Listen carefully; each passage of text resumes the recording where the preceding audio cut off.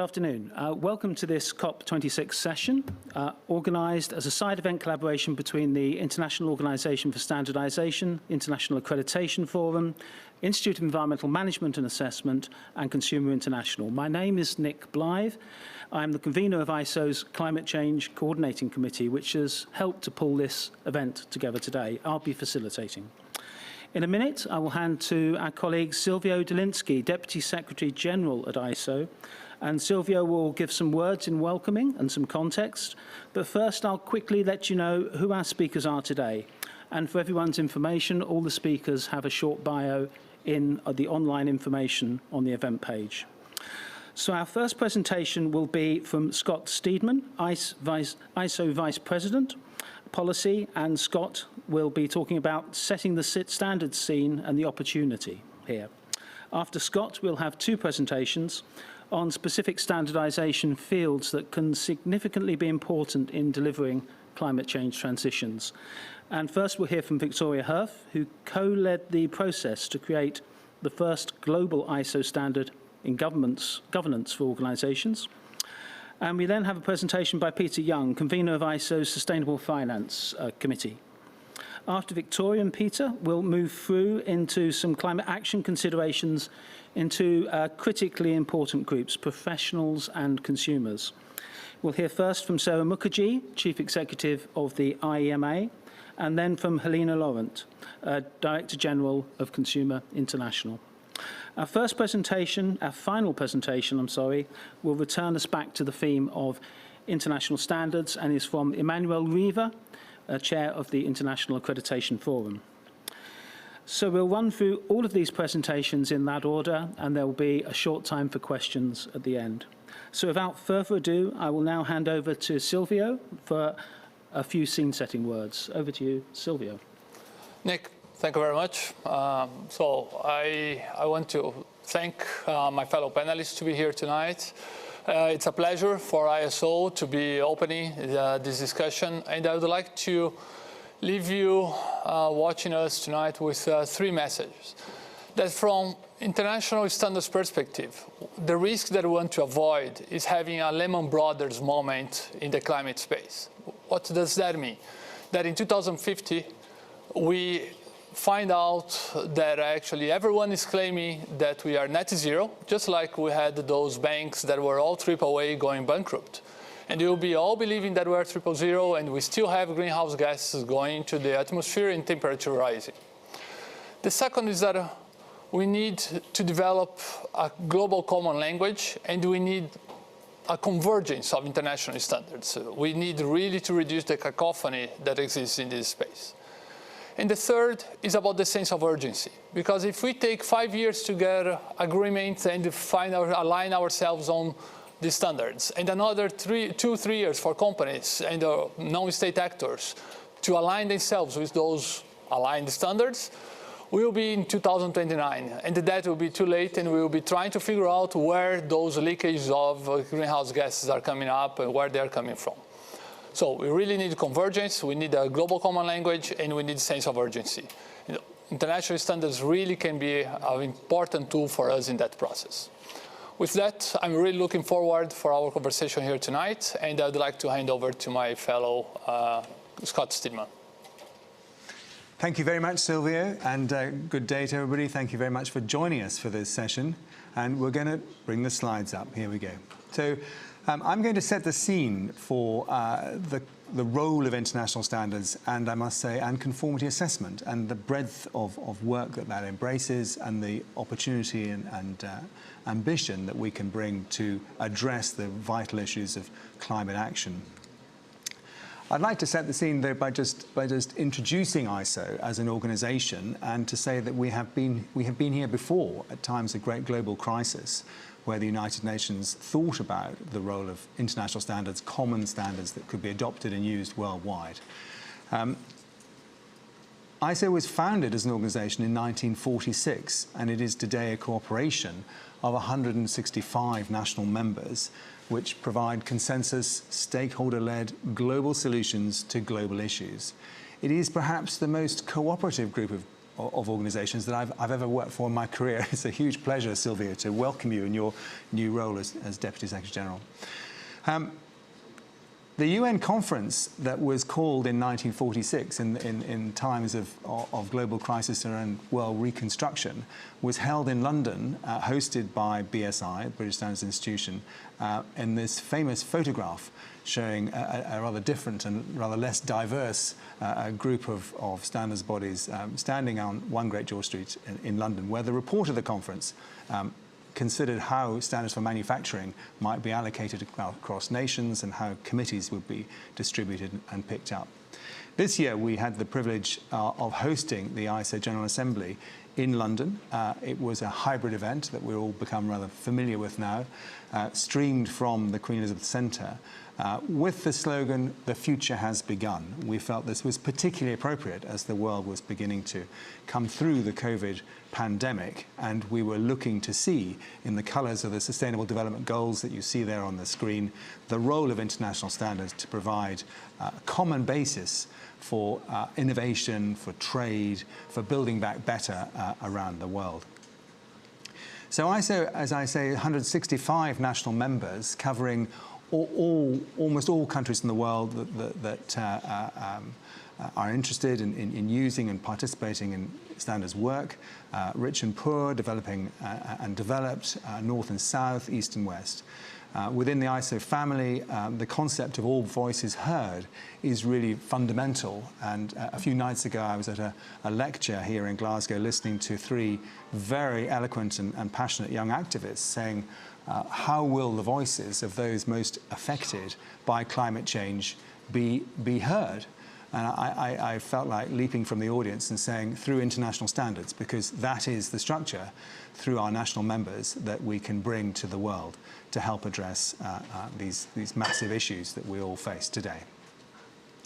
So one of the tools that we wanted to bring and launch at COP between ISO and its companion body, the International Electrotechnical Commission, the IEC, was a climate action kit. And this tool is a strategic tool for policymakers, for industry and consumers to see how different countries, through case studies, work in a systemic way to come up with common solutions that are integrated with regulatory approaches, regulatory frameworks in those countries that are supporting consumers, small and medium-sized enterprises or SMEs, industry, trade, and governments themselves. We respect the different cultures and different regulatory environments around the world, and the concept of international standards as a passport, a common currency that companies, industry, consumers and governments can use everywhere is really vital to us. So this climate action kit was designed to showcase examples from different countries, developing and developed countries, about how standards are used by regulators, by governments to support industry and consumers. And in London, in September, we signed a really major commitment that we called the London Declaration, recognising that standards have an enormous part to play in helping to address climate change and in accelerating the journey to net zero. We wanted to assure the world to take action, that we would take action to ensure we're including the voices of civil society and those most affected, and to ensure that international standards, new and existing, are benefiting from the latest climate science. So we will review all international standards, new and existing, and build in structures that our committees will follow to embrace the latest climate science and to ensure all voices are indeed heard. We encourage other standards developing organisations around the world to join us in the London Declaration. This is not an exclusively ISO initiative. We would welcome the support and the IEC and other major organisations around the world to follow suit and to do the same thing with their standards developing operations. In essence, I just wanted to emphasise the parallel structures around the role of standards as an independent consensus of what good looks like, and then the way they are often implemented in the market around the world through market assurance processes. And on the left-hand side of this image, you see some of the 165 members, standards that are supporting principles, standards that are supporting business processes, and standards that are supporting product or technical specifications. So standards come in all shapes and forms, and as we say, it's all about standards. But the assurance in the marketplace is a separate and parallel activity which is carried out by other organizations, including the IAF, who we will hear from. So in every area, we think of the standards that are supporting these initiatives and the Sustainable Development Goals. I've picked just Sustainable Development Goal number 13 here in support of climate change, and just a few of the themes where there are committees working, 138 ISO committees working in these themes alone. We indeed support standards across all sectors and all issues, cross-cutting issues like risk and energy management, and vertical issues, technical issues that affect individual sectors. So we're going to hear now from two very interesting examples of standards work from leading committees that are leading that work. And I'm going to hand on in a second to Victoria to introduce her work. But just to conclude by saying that almost every conversation I seem to have these days, whether it's with ministers or with industry leaders or with consumers or activists, it's all about standards. And that's what we're here to deliver. We've launched yesterday a further initiative that we're calling our 2050 World, which is all about helping non-state actors accelerate their journey, their transition to net zero. And we will deliver that. In the words I heard the other day, we can do this. Thank you very much. And I'm going to hand now to Victoria to take us forward. Thank you, Scott. So I'm here to talk about the work that has been happening to create the world's first benchmark for good governance. And for me personally, this is really about creating governance of organizations for the long-term well-being of all people and planet, which is the definition of sustainability. And in ISO 37000, we set the structure for the governance of organizations that really can deliver on that.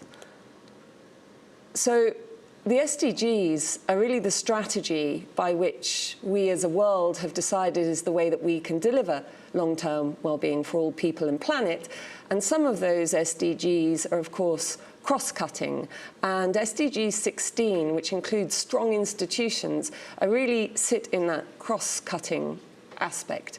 And in that respect, I'm sure you were all eagerly awaiting the news that after 5 years in effective development, ISO 37000, Good Governance of Organizations, hit publication in September the 14th.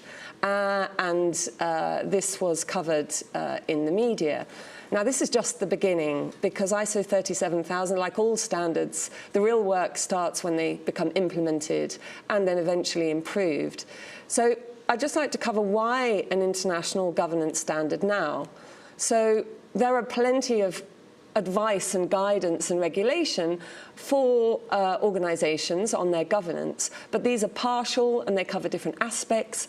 Some organizations have multiple standards that are relevant to them, some have none.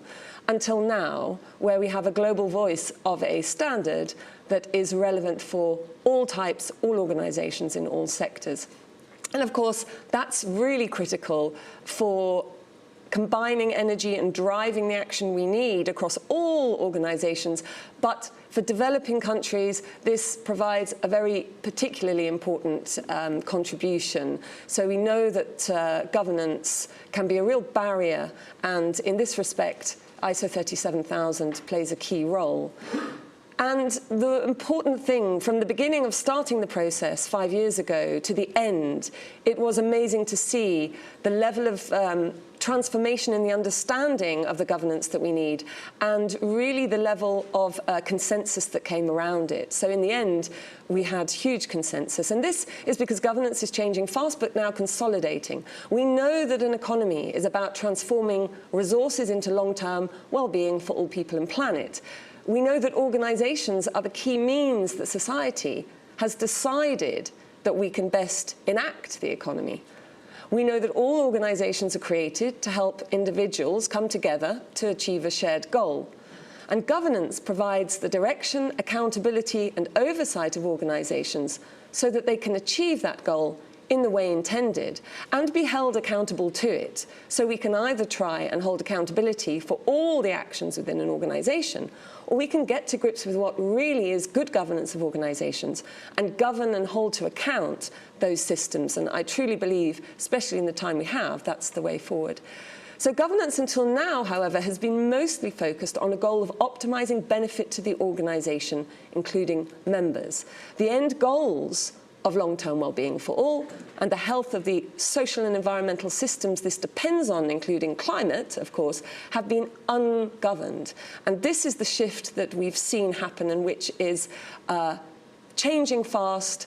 And ISO 37000, in a way, we can see as formalizing this shift towards directly delivering well-being for society in a way that protects the social and environmental systems that underpin this. In other words, to use Daly's triangle, long-standing way of understanding this, we're moving to a system of governing the ends, the means, and the mode of how organizations work, rather than myopically sitting in that center space. So ISO 37000, as I said, its scope is really to give guidance on governance of organizations, principally for the governing body, but it is applicable also for stakeholders or anyone that wants to hold to account those organizations and are impacted by it. So in other words, everybody. It provides principles and key aspects of practices. And I was personally surprised at the level of consensus over quite a strong level of detail that can give guidance that then need, of course, to be interpreted. And that is because this standard, like ISO standards are, is applicable to organizations regardless of size, type, location, structure, or purpose. Took 5 years to build, 77 countries involved, 24 liaisons, 1,500 unique comments resolved by our incredibly hardworking working group. And we had 100% approval at the end, and all 164 ISO member countries had the opportunity to vote. Here are a list of some of the amazing liaison organizations that were involved. And here is the standard itself in summary form. So it distills governance into 11 core principles and associated practices. One primary, which is purpose, of which everything else is oriented. And that includes also values. And the governing body's role is to be clear about that purpose, involve stakeholders in that, and to be clear about values. And from that, strategy and everything else then springs.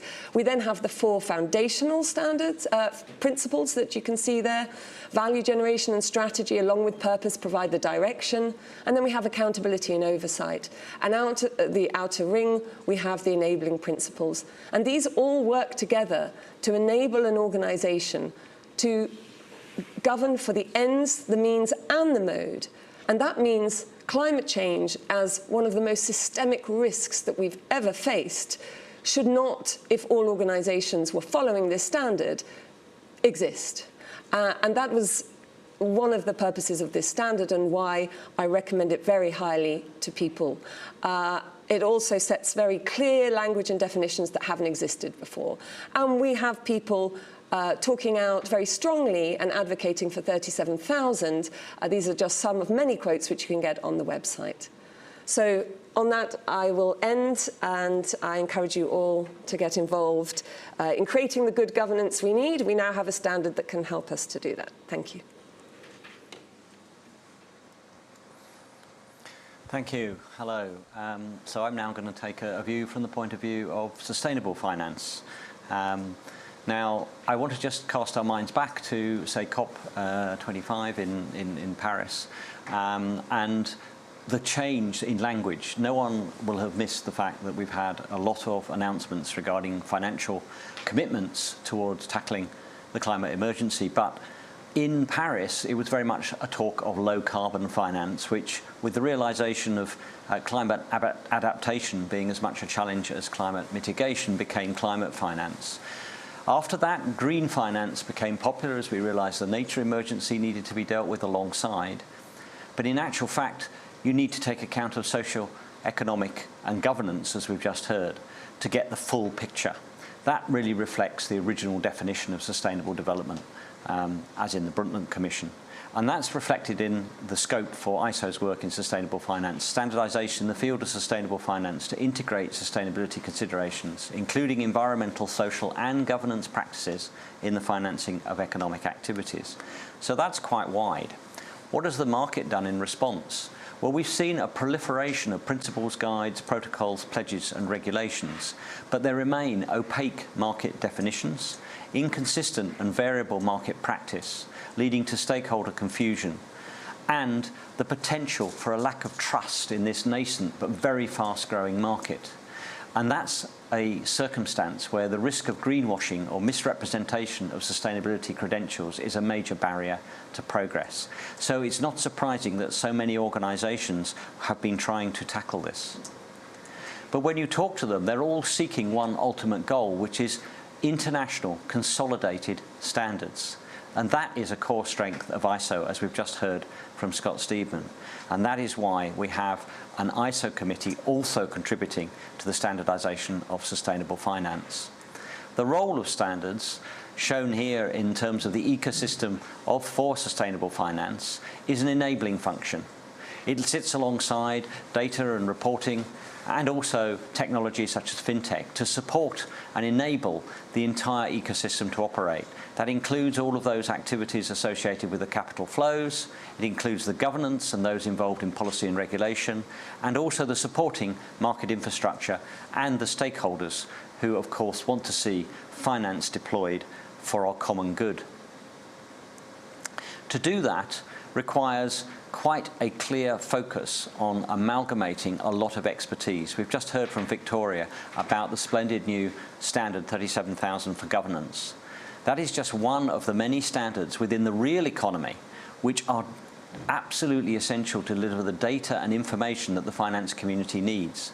So the role of our sustainable finance standards is to point the finance community towards these existing standards across all of the activities in the real economy to enable them to gather the information on ESG practices that they need in order to be able to direct their finance to sustainable outcomes. We also need to work with those who are involved in the mechanisms, the plumbing of finance, to ensure that the way we produce standards can be readily accommodated within the existing practices. So we have 2 projects underway and many other under development as shown here. I'm going to talk about the 2 that we have produced the most significant progress on. We published in August a first technical report which is on basic concepts and key initiatives. This includes over 100 terms that are used commonly in the field of sustainable development which have at the moment multiple understandings and multiple applications. Again, we heard from Silvio the importance of the convergence of standards and common language. We totally agree in the field of finance, and we believe this is a major step towards helping the sustainable finance community understand one another and use common language in the global transactions they undertake. The second example is a framework standard. This is a traditional management-based standard based on a process of continuous improvement. It's designed to allow all of the existing and developing specific standards within the financial community to work and align towards a common management practice.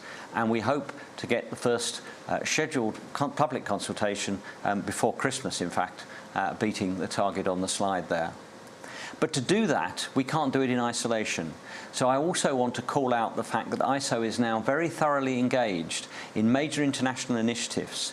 You may have heard the announcement regarding the progress of the International Sustainability Standards Board, which we've been playing a key supporting role to ensure is fully encompassing and meeting the needs globally that Standards Board has to address. We've done that through work with Mark Carney's roundtable, with the IOSCO Sustainable Task Force Roadmap Roundtable on Sustainability-Related Financial Disclosures, working with the G20 group, also a partner to the Task Force for Scaling Voluntary Carbon Markets, and many others, including the Task Force for Climate-Related Financial Disclosure, and now the Task Force for Nature-Related Financial Disclosure, being a member of the forum. we have to reach out to these organisations if we are to achieve this full global alignment. And that way, we believe we can work together to build a single global structure where we can use the ISO standards almost as an umbrella within all, so all can use it as a repository for their own standardization work. All of the specific real economy standards that ISO has also align with this. And this also supports the London Declaration and the intention to look at every part of the real economy to ensure it's delivering the data and information needed to deliver sustainability in the way that we finance our activities and help us reach net zero on time, if not early. Thank you very much. Thank you very much indeed. And I will now, my name is Sarah Mukherjee, I'm IEMA Chief Executive, and I will now talk a little bit about these skills and how important they are and required to put the great work we have seen and heard about into practice. I'm delighted to be here to speak on behalf of IEMA's 18,000 environment and sustainability professionals around the world. We provide training, development and policy delivery to make the change that they wish to see. Sustainability professionals are highly trained, highly adaptable and used to working in fast-moving, complex regulatory environments. And we've just heard just how fast that landscape is changing. However, for many years we were told by our members that they were frustrated at how difficult it was to get the much-needed attention of the C-suite. Well, the last year or so, it's been a case in some instances of be careful what you wish for, as the interest and intent has completely changed. There are now CEOs, COOs and CFOs desperate for information and skills, asking our members to train and develop existing and new staff at lightning speed. The truth is, however, that there is a desperate shortage of skills, both in the technical core functions. In the UK, National Energy Grid Managers estimate we are 400,000 skilled employees short in that sector, but also in a wider understanding of sustainability for those working in organisations but who do not have sustainability as their core function. And these are not skills that can be developed or acquired overnight. Greenwash won't work with shareholders or, as I'm sure we'll hear from Helena in a moment, from consumers either. This is about being professional, principles-based and making the internal business case with integrity and cultural awareness, and I'll talk about that in a moment. IEMA members must subscribe to a code of practice which we regularly review and enforce, and we believe we need a step change in green skills capacity whilst maintaining those standards. Having said that, there is, as we are told by our members, a strategic shift in their organisations. More companies are declaring climate emergencies and more are introducing net zero targets. But talk is cheap. And despite all this, our research suggests that the public are still confused about, for example, the difference between carbon neutral and net zero. Luckily, as you can see from this slide, we have a document that can help with that. We have a lot of documents that can help with a lot of things, as you can see. We support members in a very wide range of skills, from management systems and change management through to major project development and environmental impact assessment. So how are sustainability professionals responding to the exponential increase in interest from within their organisations in what they do? A few points here. Firstly, tangible improvements to buildings and premises and active energy management continue to be, as you may expect, the top two leading approaches. I think that reflects that serious net zero transitions do require both step changes in business structures as well as ongoing energy management. On-site renewables have increased over the decade, as has sustainable procurement and strategic approaches. Secondly, there's been an increase in compensatory measures, such as green energy tariffs and the use of carbon offsets. Thirdly, perhaps interestingly, engagement and team approaches have slightly declined, perhaps reflecting a combination of technical solutions along with changes to working practices in the pandemic that reduced office-based working and the opportunities to work collectively within organisations on carbon reduction.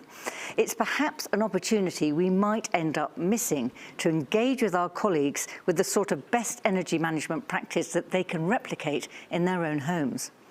Fourthly, and I think this is really interesting, by a long way, the top barrier cited for a lack of adaptation process within organisations is still the backdrop of other competing priorities that are seen as either business critical or legally required. A lack of financial resources is the next barrier, but quite a distant third. The money is not so much of a problem these days, it's simply organisational bandwidth to bring in new processes and procedures. And finally, at IEMA, we are proud to think of our members not just as passionate, brilliant professionals, but also as human beings who inevitably have a very human response to the climate crisis. And I think it's worth mentioning that nearly 3/4 of them now say they have climate anxiety on a regular basis. So to draw all this together, we think a far more strategic response is required to embed climate change and environmental protection and improvement across the whole education, training and lifelong learning system.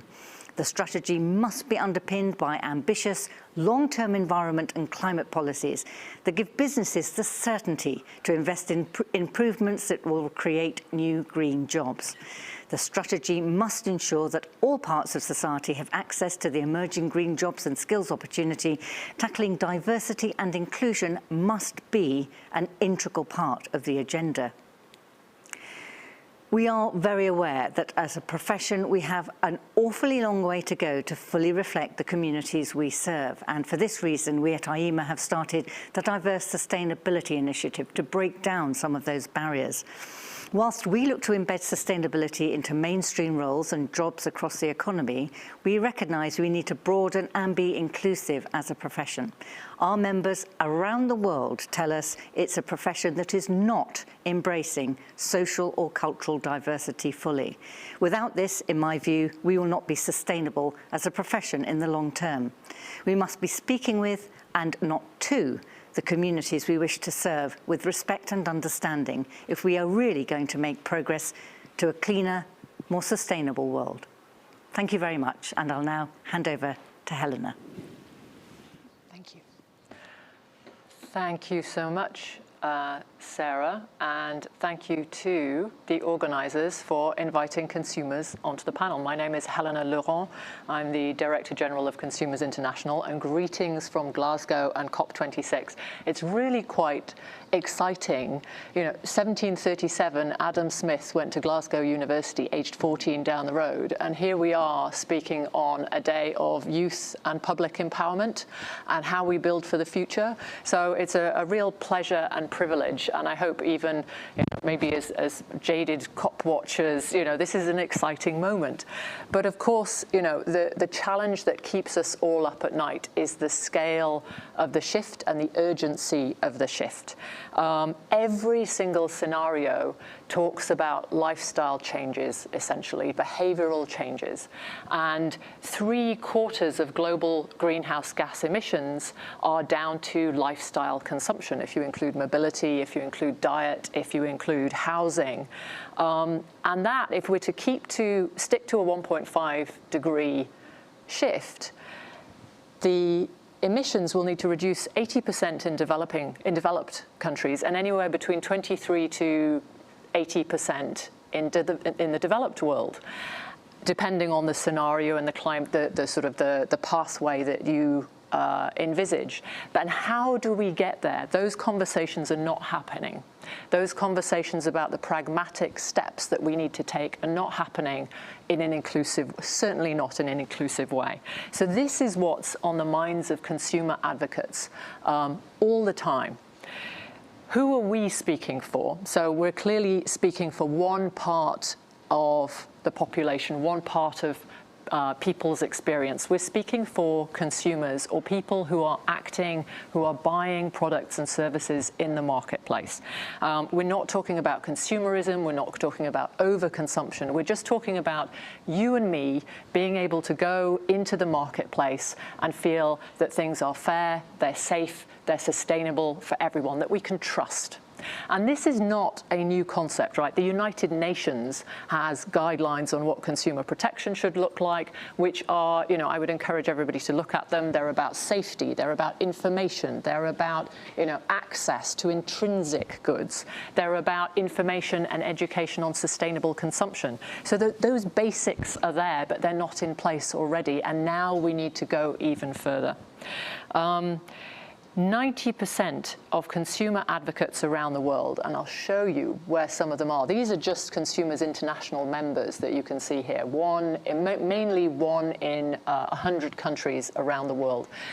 90% of these work on helping consumers reduce their carbon footprint, and consumer advocacy is not just in the rich world. So we're thinking about this all the time, and this is why we spend so much time worrying about these questions.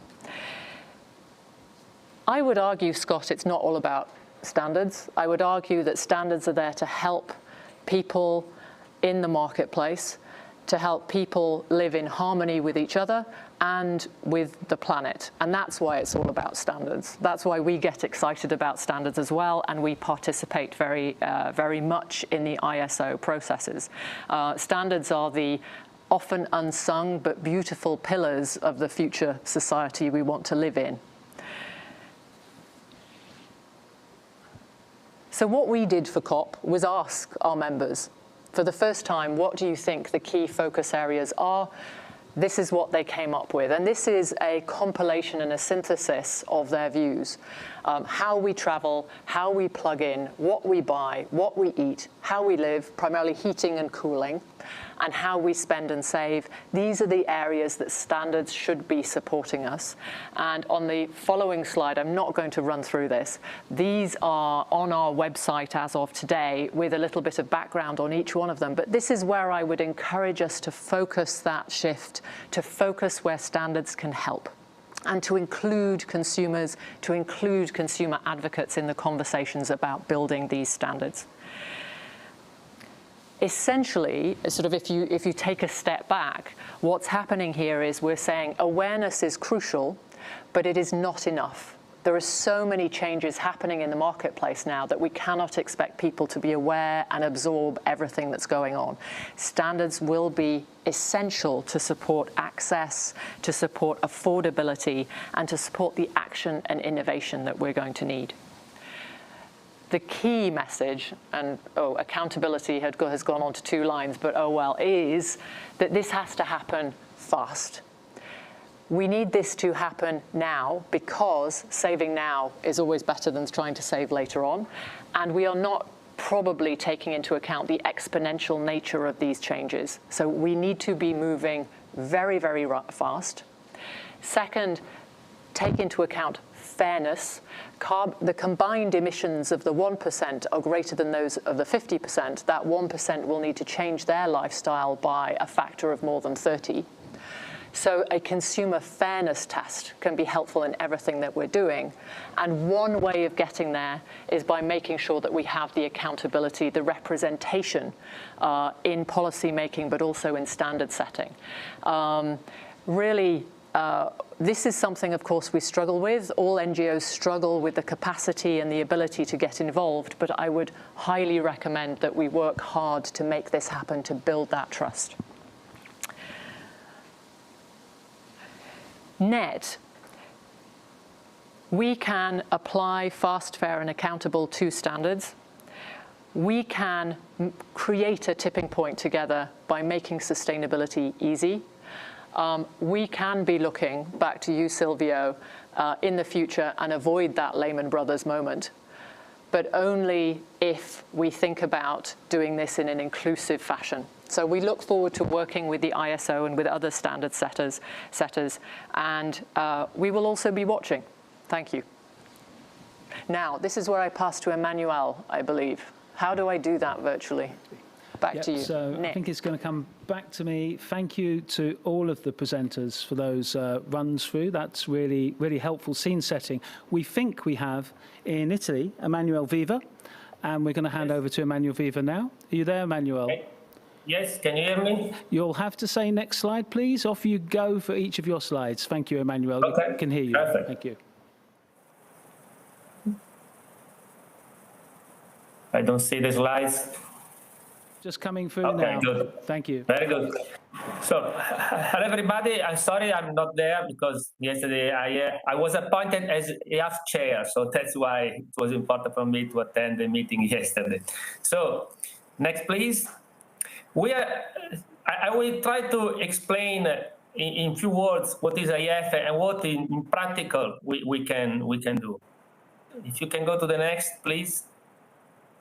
Okay, so Iaf is an international accreditation forum. It's a forum of stakeholder accreditation bodies, conformity assessment bodies that work on this environment, the environment of evaluation of the standard. So someone said before, it's not just a matter of standard.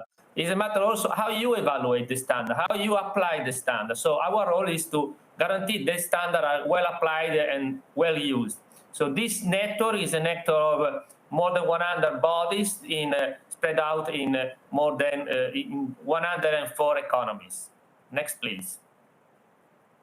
We are working with a lot of partners. There is a network at international level.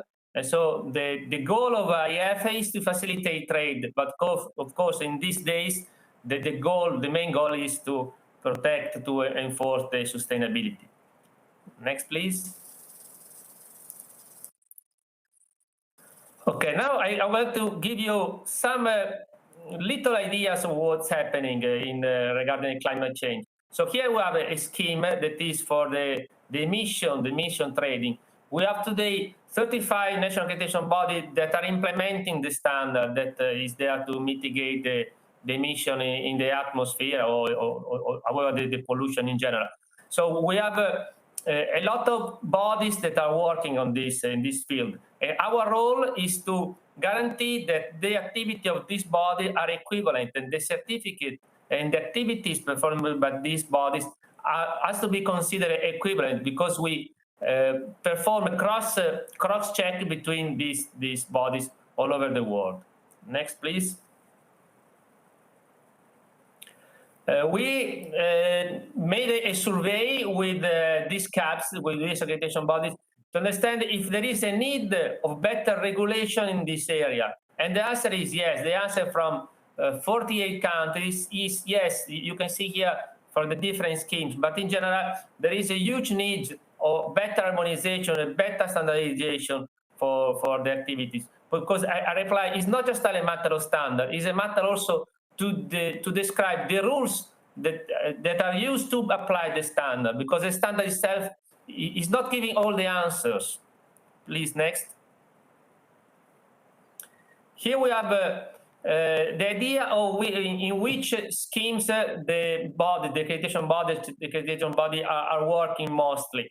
And if you see here, we have in this moment and two main standards that are working in this scenario. So there is some we can say competition between standards in this moment, and we know that in future we will have just only one 7229 and this 1465 all for environment claims. But in this moment there is a kind of competition between the two standards. Please, next. So what we need? New standard designed to help and provide transparency and consistency. You have to think about the ethical claims. Already heard someone that was talking about the problem of the greenwashing, the problem of claims that are not real, that are just only marketing tools and not really a real event. So we need to avoid these kind of things. And of course, there is a lot of different jurisdiction that are complicating also the application of standard, of course. Next, please. Now I will give you another couple of examples. This is a standard, public available specification, developed by the Italian standardization body, and the topic is ethical claims of responsibility for sustainable development.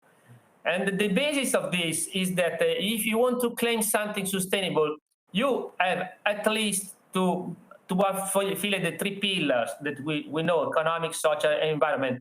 This is something that should be normal, but it's not. If you see the advertisement everywhere, everybody is claiming to be sustainable, when maybe they are just only paying attention only to one of these three pillars, not the three pillars. So it's important not to dilute the concept of sustainability. Otherwise, we will have in future, everybody will be tired, will be fed up with this concept if it's not really, we don't pay attention.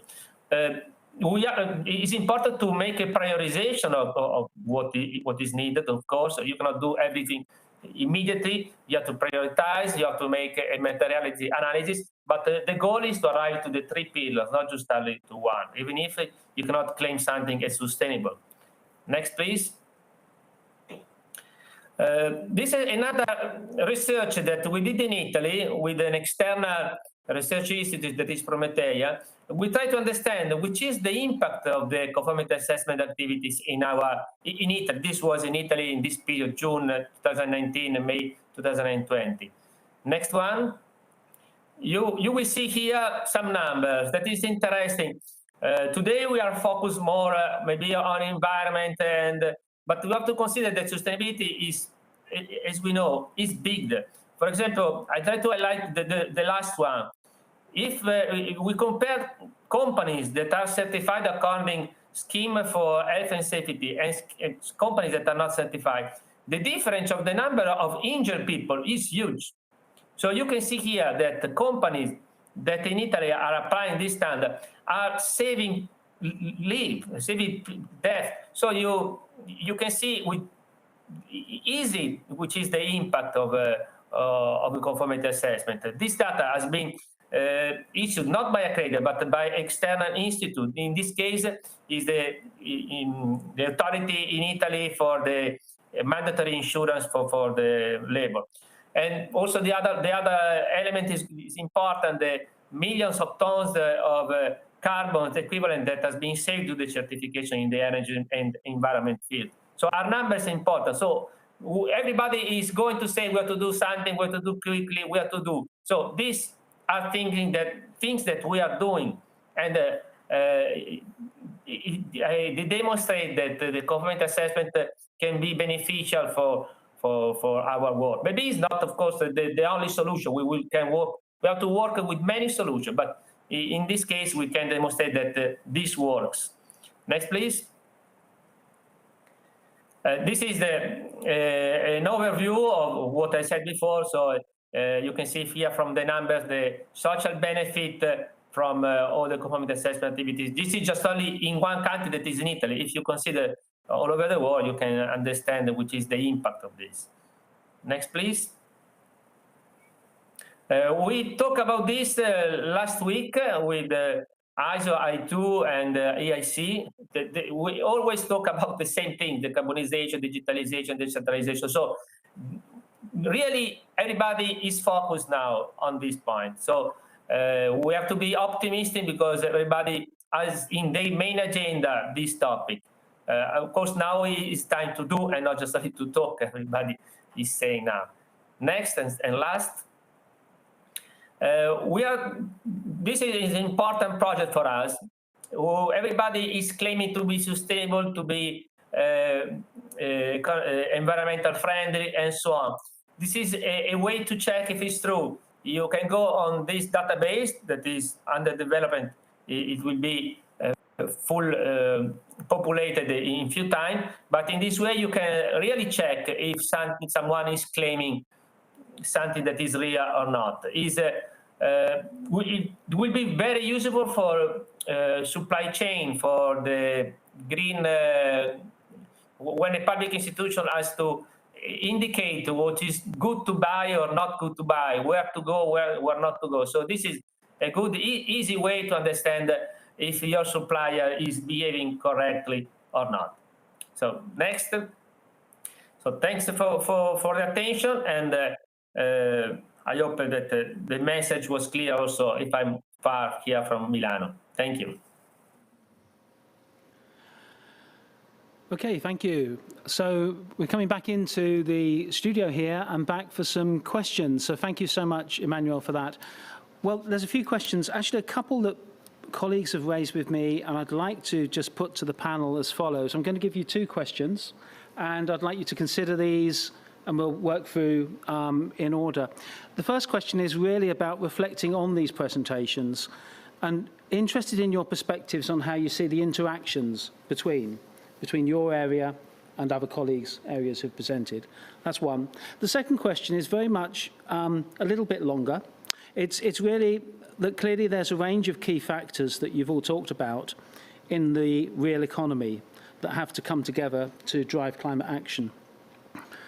And have you got examples where governments have utilised these and are developing policies that really draw all of these together? And what looks like the most hopeful examples in the coming years that you see in that space? So I'm summarising those 2 questions there. And I'm going to start, I think we'll start in reverse order and come back down the panel on this one, please. So we'll start with Helena on this one and then come through. Thank you. We can do that. Okay, awesome. So the first, I want to work with Sarah, because I think if you start to put together the skills, especially of younger professionals for the future, and the understanding of what's happening with consumption, with consumers in the marketplace, that gives you the opportunity for new business models, right? And for disruptive opportunities for new businesses that actually meet the challenges that we're talking about. We recently did a bit of work for the United Nations Food System Summit, looking at examples around the world in low and middle income countries where you're starting to have businesses addressing not just the need to connect consumers and farmers in a way that addresses farmer needs, but also the needs of consumers, privacy, putting it all together. And I think this is where we can really accelerate. So that for me is the fantastic, stellar synergy and opportunity. On government policies that draw things together, there are about 79 countries that have some form of policy on sustainable production and consumption. It tends to be behind, the SDG 12 tends to be the orphan SDG in general. And so I would say we need to accelerate very fast there. Having said that, it was wonderful. This afternoon, we brought together consumer advocates and heard from Fiji.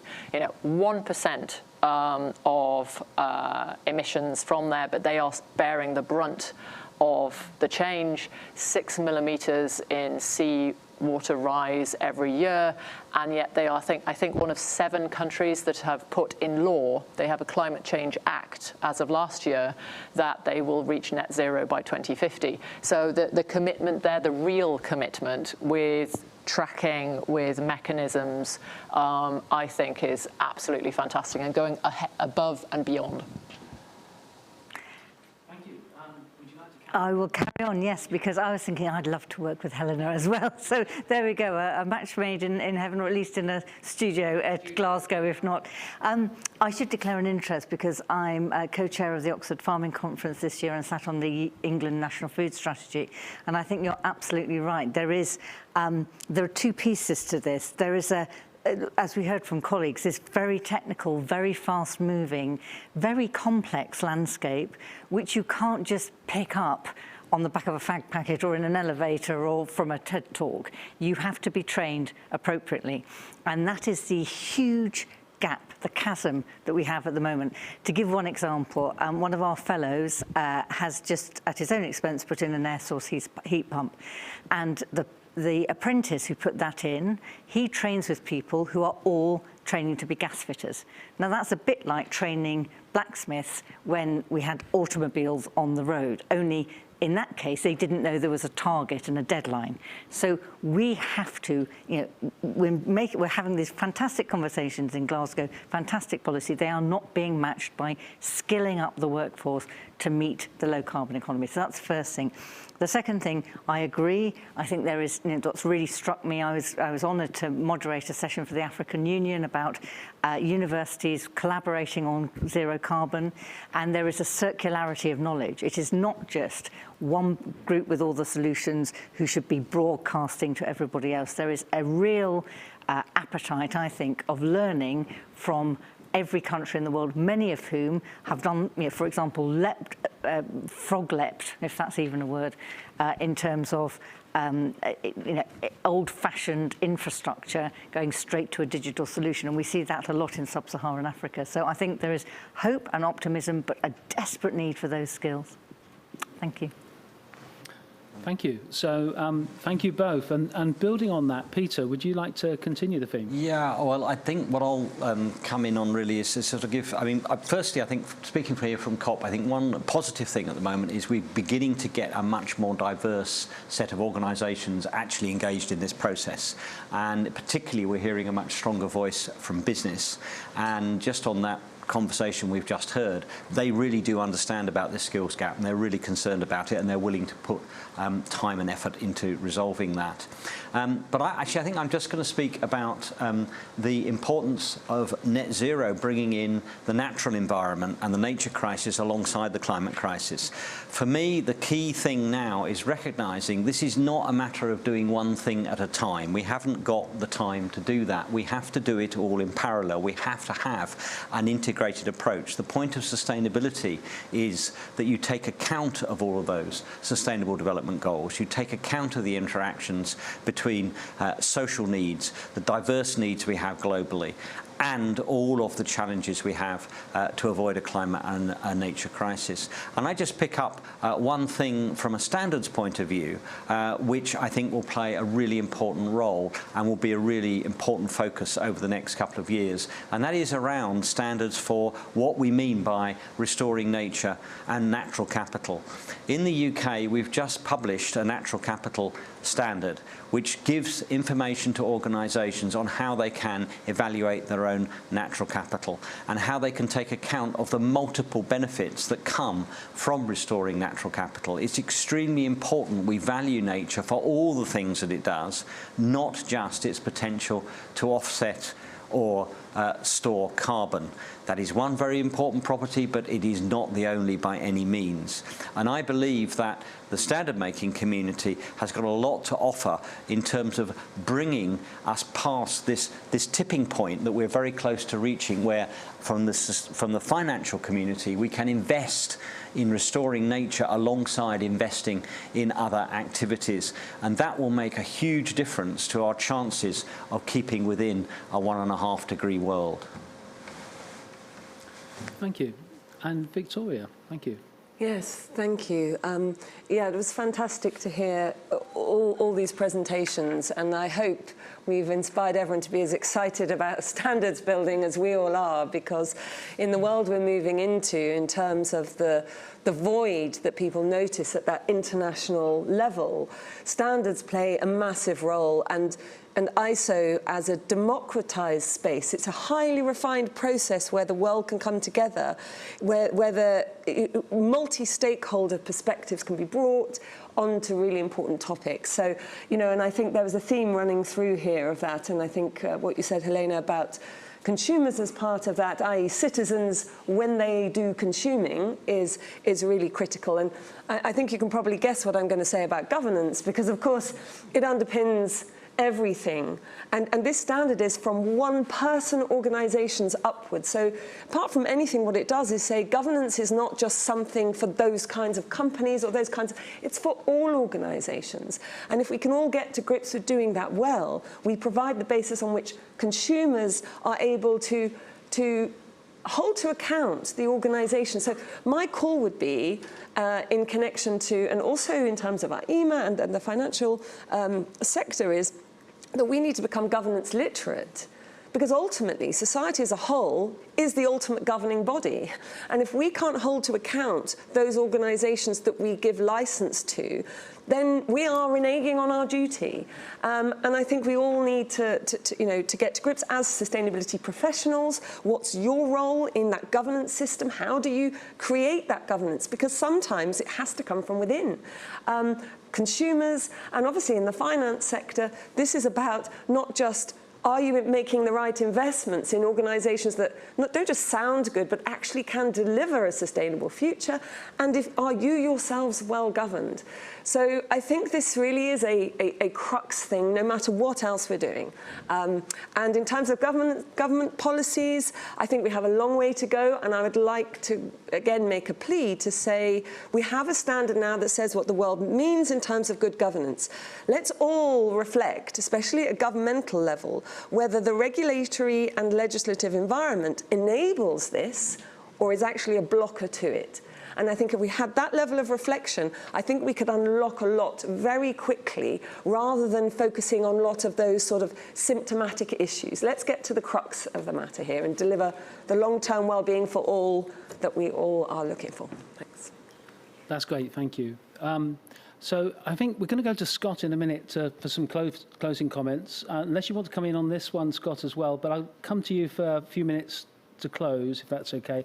And just quickly go to Silvio, if there's any reflections you wanted to give, Silvio, on what you've just heard here before I hand over to Scott. Thank you. Well, Nick, when you formulate those, bring to us those two questions. On the first one, how we work together, I think it's very easy for us from the ISO perspective to show how we work together here, because actually we have assembled a great panel with the whole value chain of international standards development. It's like we at ISO Central Secretariat and ISO system, we have a whole system across the world, and then you have there Sarah with IEMA developing the skills of the experts working in development there. Then you have two representatives of the technical committees actually working, convening the people to develop the standards with participants, stakeholders from Consumers International that are represented by Helena here. Then you have those standards being adopted at national level through the national standard body like BSI, represented here by Scott, and that need to be certified and accredited. And we had Emmanuel here. We have the whole complete value chain that shows that we do have very many checks and balance and the dependency and we bring integrity to that system through this diversity of independent parties working together. I think that's very important. And the other question about how governments are using this and how standards are supporting governments, here it's interesting, we had from ISO had meetings with the government of Singapore, for example, that they were saying, well, we can't achieve net zero in Singapore only with our own resources, the energy that we generate in Singapore. That's impossible, nor the food that we need to import. And how do we know if the hydrogen that we import, either from Australia or Chile or from Germany, will be net zero or not? And the food that will be imported, how do we know whether that's net zero or not, whether it's adding or decreasing from our objectives? So they do rely on international standards in order to be able to set their path towards net zero. And the other conversations that we had was about cities. And one demand from the cities governments is about how to unburden the cities in their process to reduce the carbon emissions, greenhouse emissions at city level. And they cannot, all cities, reinvent the wheel. They are not all Glasgow or Toronto or Tokyo that have access to expertise. We need to have ways of transferring knowledge to cities that are around the world in very remote areas, do not have a wealth of resources or access to expertise, and international standards can help them in their process towards net zero. Okay, thank you. Well, that's excellent. Thank you so much. Well, I'm just going to hand over to Scott in a second and ask Scott to conclude for us today. From my perspective as the convener of the Climate Change Coordinating Committee in ISO, I'm really grateful for all the presenters who've come together today across the technical committees, but also outside of ISO as well, such as Sarah and Helena as well. And Scott, we'll hand over to you for any final reflections and also reflections on the questions, please. Thank you. Thank you very much, Nick. Thank you. And yes, your question was about what links us all. And for me, actually, we need to broaden our thinking about what's the role of standards. And we need to think of standards as part of that rules-based system that cities, as you mentioned, Silvio, states, countries, and the world uses to both protect people and the environment and enhance performance. And for the sharp-eyed of you watching, you will have seen the three themes at the World Standards conference the other week of people, planet and prosperity. So when we think of the structure that supports the global economy, when we think of the framework of global standards, OECD standards, for example, or global regulation of one sort or another, national regulation of one sort or another, national guidance, international standards, national standards, departmental guidance, industry standards, practices like IEMA's excellent training programs. All of these form together an ecosystem. And using that ecosystem in a coordinated, systemic way to accelerate our transition to net zero is really what I think we want to bring all of us together, to you, to the world, and to the states that are negotiating further down the corridor from our studio here. And if we can help them see standards in the round, not as separate elements that are competing, conflicting, confusing, but as a single integrated whole, then we will help consumers understand, trust products and services. We will help workers perform better, be better protected, deliver their work in a more energized way. And we'll help leaders through governance standards that you've been describing, Victoria, to be better leaders. And all of this will accelerate the journey that we're on together, that we must do. So standards for me are an enabler for change, and used intelligently, they can make a huge difference to the global transition to net zero. But I'm not talking exclusively about international standards that we're talking primarily about tonight from an ISO or an IEC perspective. I'm talking about standards in the round, as what does good look like? And you use the democratization word, Victoria, which is so powerful in this space, the idea that wherever you're from, indigenous peoples, consumers, industry, governments, academics, regulators, you can all think about this system in the round. Historically, we didn't do that. Historically, we saw a sort of very linear process where governments would think of regulations, and then maybe there'd be standards, and then people would argue, and then 10 years would pass, and then nothing really happened. And now, to your other question, Nick, we are seeing a much more coherent approach to the use of standards with regulation. Indeed, you might say standards including regulation, to drive performance improvement, to accelerate innovation, to support sustainable development, to achieve our carbon targets. And there are some specific examples of that, some that have been around for some time. The use of ISO 14000 on environmental management systems is a really interesting example where in the UK government said, look, it's a voluntary standard, but if you use ISO 14001, you are less likely to be inspected, because we are pretty confident that if your company achieves certification to ISO 14001, accredited by the accreditation bodies that we heard from earlier, then you are less likely to be polluting the environment. And we can then focus on the real troublemakers who we need to police more rigorously. So 14,000 is a good example of government working with an international standard to encourage growth. So also cybersecurity, another example. And I mentioned earlier, Nick, in my opening remarks, that we have published online the ISO Climate Action Kit. And the case studies in there really are very interesting. There's some super videos as well from people from all over the world just talking about their experience. And one of the case studies I know a little bit about is a kind of little microcosm of this, a little example on energy smart appliances where BSI team, energy team, working with government, working with academics in the innovator community, designed a system that will accelerate energy smart appliances onto the market. So optimizing what actually has to be regulated to protect consumers and the environment in a performance-based way, what standards might accelerate that, where the consensus might come from, what part of the regulatory community will be involved, and seeing it in the round. That little example on energy smart appliances is a really good example of governments working with standards together. So I'm really optimistic. I'm just delighted, and Helena, thank you for saying something about standards. But in the round, What I meant is in the round, the opportunity for consumers to participate, for employees, workers, academics, anybody to participate in the system, this democratic process, 165 countries cooperating, regardless of global tensions, carrying on cooperating on what good looks like. This is the journey that we're on, and this is the tool, the thinking that we want to bring to the nation states down the corridor and to all of you online, that used intelligently, used systemically, standards will accelerate the global journey to net zero. And that's the message of this afternoon. So thank you very much, Nick, for hosting us. I hope that was some useful summary.